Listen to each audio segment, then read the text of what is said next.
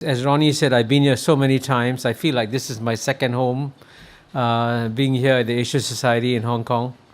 And I'm very happy to launch these memoirs here, Living the Asian Century.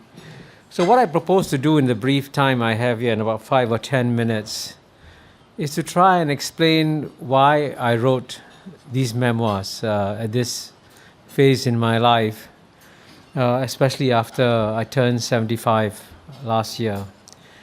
And when I reflected on my life, I realized that I had been in some ways quite privileged. Because if things had gone the normal way, I shouldn't be standing here talking to you.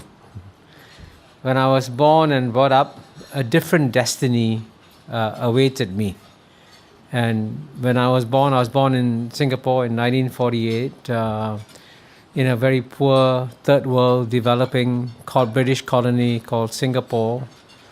And my family also happened to be quite poor. So we went through a lot of hardship. In fact, at the age of 6 months, the doctor told my mother, "You've lost your son. He's gone." I had a severe case of diarrhea, and the doctor said I wouldn't survive, but I survived. I made it to the age of 6, and when I went to school at the age of 6, when I arrived, they weighed all the boys coming in. And sure enough, when they weighed me, they said, "Okay, you're technically undernourished." So I was put on a special feeding program when I was 6 years old in school. They had one pail of milk, one ladle, and the 12 undernourished boys shared the same ladle from one pail of milk, and of course, increasing our immunity in the process. But I can assure you that times have changed. I've gone from being undernourished to, as you can see, overnourished. But we had suffered other deprivations. We didn't have a flush toilet in the home. And my parents also came from a poor background. My dad had a very rough life. And indeed, when he was sent to work as a peon in Singapore in 1933, for 5 cents a day without any parental supervision, he developed bad habits and began drinking, smoking, gambling, and that was a life that my father led. So it led to a lot of dramatic incidents in my youth. Amazingly enough, I actually can't recall some of them, but I have a good friend, Jeffrey Sung, who could actually amazingly recall things that I had forgotten. So what I want to do, if you don't mind, very briefly, is to read from a passage of a recollection by my good friend Jeffrey Sung, whom I've known since the age of 6. And he lived about 100 yards down the road. And he described how one afternoon he and his family were sitting on the veranda. Suddenly they heard the noises, people running towards an incident. And so he joined the crowd and began running to the incident. And this is how he described what happens. He says, "As I approached the junction, a crowd was building up in front of the corner Kopitiam. Kopitiam is a coffee shop. There was a large crowd which spilled in the street, blocking off motor traffic. I pushed my way through the crowd, asking the onlookers in Malay and Hokkien dialect, 'What's happening?' 'It's a fight,' someone replied. As I nudged my way," this is Jeffrey Sung saying this, "as I nudged my way, body against body, to the front row, a police car arrived. A policeman was already walking past the tables on the shop floor towards a large counter where the shirtless Hailam Chinese owner of the coffee shop was standing. People's attention was directed to a particular spot next to the large counter. They were looking at an Indian man standing by a table with a broken Tiger beer bottle and a broken beer mug. His white shirt, wet with beer, was torn and spattered with blood. He had an unshaven square face and a neatly pomaded shining black hair parted in the middle. It suddenly struck me that he was Kishore's father. The shirtless coffee shop owner was standing nearby, but hesitated to approach. Kishore's father, the object of attention, looked drunk and fiercely defiant. Meanwhile, the policeman who came from the patrol car made his presence felt and started asking questions and waving his notebook. I couldn't hear what was said. Then I suddenly noticed that Kishore had shown up next to the policeman and was calling out loudly, "Dad, Dad." He went up to his father and took his arm lightly with an anguished expression said, "Please come home, Dad," said Kishore. The Indian man with his torn shirt let himself be led by his son out of the kopitiam. The crowd parted to let the father and son pass through. I watched them cross the street together. Kishore's house was almost right across from the kopitiam. Kishore walked his father up the front steps, leading to the door of the house. The door opened and they disappeared inside. Now you can clearly see that this was a traumatic incident for a 10-year-old boy like me, but I recollect none of it. Even after Jeffrey described it, I can't remember it.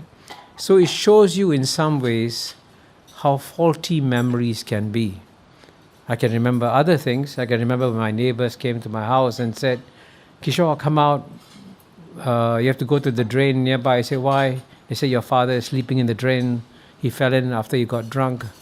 Then I can remember when Chinese gangsters come to the house wanting to collect gambling debts from my dad. My dad rolled under the bed and I had to tell the gangsters my father wasn't home. But what I do remember is the look of sheer terror in my father's eyes when he heard about the gangsters coming. Now I tell you all these stories so you have an understanding of what I said, that it wasn't my destiny to be standing here in front of all of you. It was my destiny to suffer from a poor childhood, live with poverty, not go to university, not study, not travel around the world, and certainly not go speaking around the world. So what happened? And you'll realize that in life, luck is very critical. And in my case, the luckiest thing that happened is that when I finished high school, I ended up working as a textile salesman in a Sindhi textile shop. And my destiny was to be, frankly, a textile salesman the rest of my life. And I was earning $150 a month then, which is about $50 a month. And then, out of the blue, I got a letter from the Public Service Commission saying that I was awarded the President's Scholarship. And with the President's Scholarship, I could go and study in the university, and I would be paid $250 a month. So my mother said, $250 a month is more than $150 a month. You go to university. And it's actually quite shocking that if that accident hadn't happened, I would never have smelled a university at all. I wouldn't even have known what higher education is all about. But I ended up in a university, did quite well. And in university, given my circumstances, the logical thing I should have been done was to have been a good student, studying hard, getting A's in exams because I was given an opportunity. Instead, I became a student radical. And, I can tell you just one quick story, and I'll tell the story because one of my classmates in university actually is in this room. He actually witnessed the same incident which I witnessed. Because one year in 1969, soon after the May 13 riots in Malaysia, Mr. Lee Kuan Yew came to address the university students. And after he finished speaking, when question time came, he was harangued by a philosophy professor, Ms. Dr. Lee Beng Chi, one of my philosophy professors, about abortion. Mr. Lee Kuan Yew listened for a while, then said, "Okay, I've heard you, let's move on." So he told the chairman, Mr. Aranaya, a young student, "Mr. Chairman, it's time for us to move on." But there was a very brave young student chairman. He said, "I am the chairman. I decide. We carry on." And at that point in time, Mr. Lee Kuan Yew stood up, pushed the student chairman off the podium, and said, "I'm taking over." Mr. Lee Kuan Yew. Then, of course, after that, I was the editor of the student newspaper. I wrote an editorial said, I can understand why Mr. Lee Kuan Yew was frustrated. But when you start pushing chairman around, this is the slippery slope towards dictatorship. So I said Mr. Lee Kuan Yew could become a dictator. And after I wrote the editorial, I told my editorial board, let's sign the editorial together. My editorial board said, no, Kishore, this is so brilliant. Why don't you put your name on it? So foolishly, I put my name on it. But this turned out to be an amazing accident, because that's how the founding fathers of Singapore, Lee Kuan Yew, Goh Keng Swee, and Rajaratnam, first heard of me. And I can tell you, if you read this book, you find that I learned so much for them. I wonder if I hadn't written that article, if I hadn't put my name to it, would I have been where I am today? So I hope what this book does, it tells you the remarkable transformation of my life from where I started and to where I have come, and I hope you will enjoy reading the story. Thank you very much. 偷偷告诉大家，我最近发现了新法宝 Royal Face 逆时奇迹系列，它有活肤露、全效精华，还有精华霜。尤其我皮肤比较偏干，所以我非常的注重保湿。保湿做得好，肌肤自然烹饪。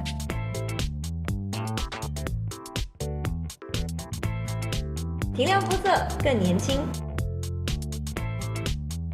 抚平皱纹超有感，而且气色变好。用心保养，每天都更美一点。